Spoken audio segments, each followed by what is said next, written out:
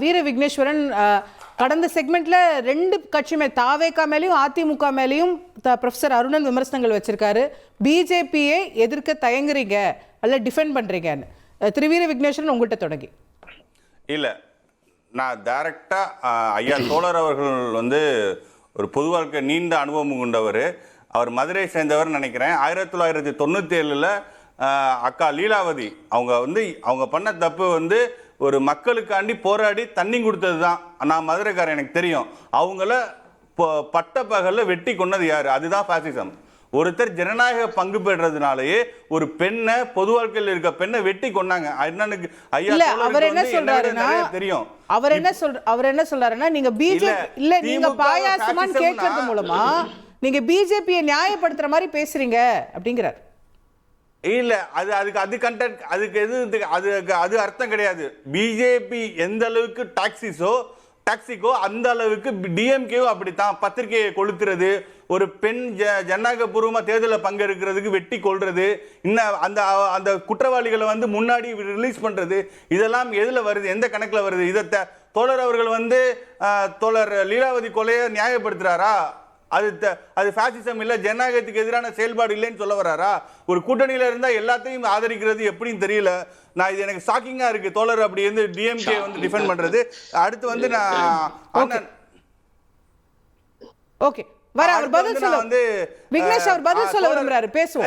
திருப்பி வரேன்.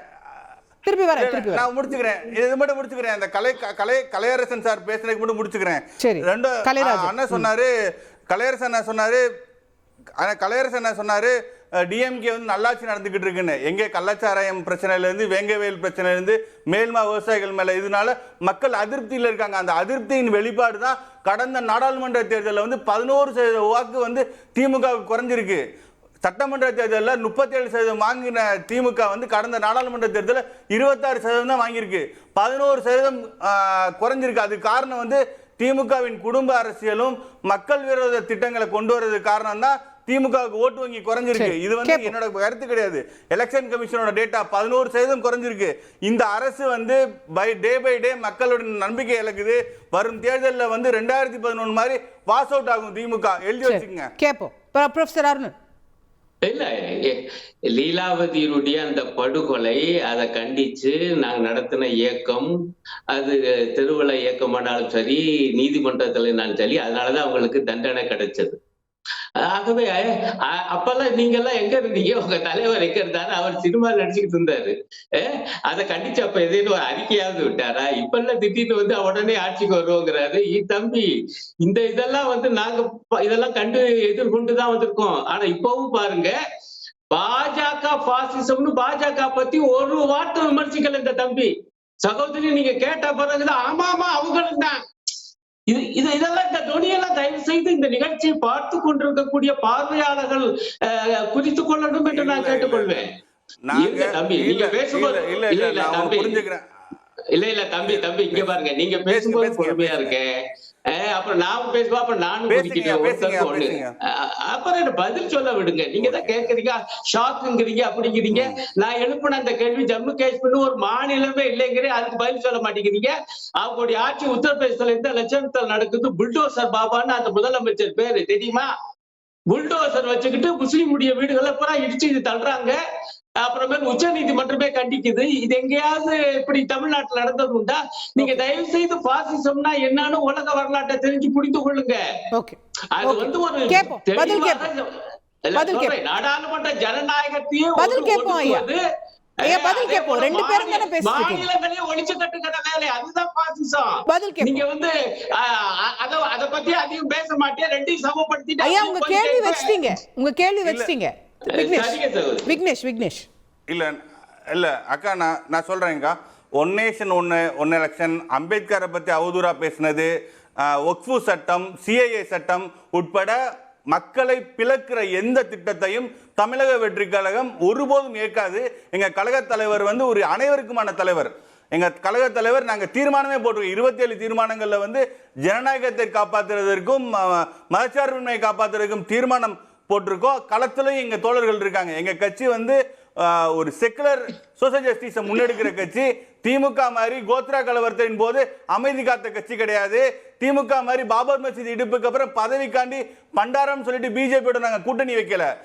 பிஜேபியோட கோத்ரா கலவரத்தின் போது பிஜேபிக்கு துணை நின்ற டிஎம்கே உங்களுக்கு புனிதர்கள்.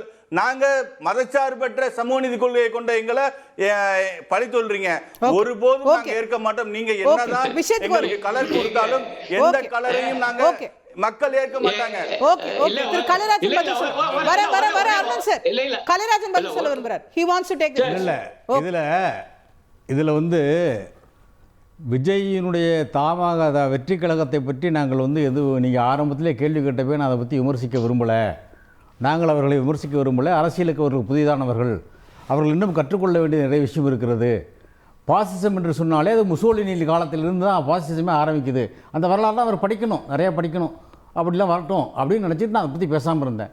ஆனால் வார்த்தைக்கு வார்த்தை அவர் திமுகன்னு எங்களை குற்றஞ்சாட்டிக்கிட்டே பேசிக்கிட்டு இருக்காரு. நான் ரொம்ப பெருசாக கேட்கல. இவங்க மாநாட்டுக்கு தீர்மானம் வந்தவங்க நவலில் ஒரு 7 பேர் இறந்து போயிட்டாங்க, இளைஞர்கள்.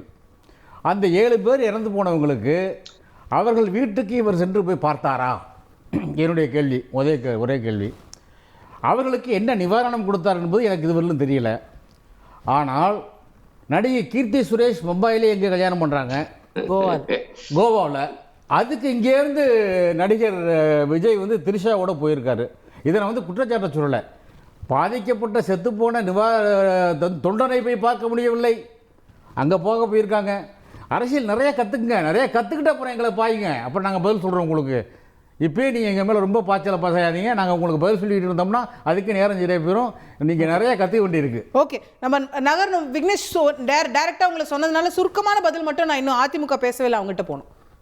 சுருக்கமான பதில் மட்டும் நான் ஒன்று சொல்கிறேன். எங்கள் தோழர்களை வந்து இறந்ததற்கு எங்கள் கழக பொதுச் செயலாளர் போயிருக்காங்க, எங்கள் தலைவர் உத்தரவு பேரில் போயிருக்காங்க. 2வது அண்ணன் அவர்கள் சொன்னாங்க, எங்கள் தலைவர் வந்து தனிப்பட்ட முறையில் சொல்கிறாங்க. ஆனால் ஒரு அரசு வந்து மக்கள் கலாச்சாரத்தில் சாடுறப்ப கவலைப்படாமல் யார் ஷோ நடத்துறது, ஃபார்முலா ரேஸ் நடத்துறதுன்னு இந்த மாதிரி ஒரு மக்கள் பயனுக்கு குறைவான மக்கள் பயன்படுற விஷயத்துக்கு கான்சென்ட்ரேட் பண்றது திமுக அரசு தான். நான் எங்க தலைவர் எப்போதும் பொதுச் செயலாளர் போய் ஏர் ஷோ வந்து இந்தியன் ஏர் ஃபோர்ஸ் நடத்துறாங்க, அவங்க நடத்தக்கூடாதுன்றது உங்க நிலைப்பாடு? இல்ல நடத்தது நல்ல விஷயம் தான். ஆனா அதுக்கான பாதுகாப்பு திமுக சைடு இல்ல. நீங்க ஏர் ஷோ நடத்துறீங்களே, நான் ஆதங்கப்படுறீங்க. இல்ல நான் ஏர் ஷோ இந்த ஃபார்முலா ரேஸ் கார் பந்தயம் நடத்தினாங்களே அதுக்கு வந்து அதுல ஒரு எலைட் பீப்புள்ஸ் கலந்துக்குவாங்க, அது நடத்த வேணாம்னு சொல்ல. பட் இது பிரியாரிட்டி கிடையாது.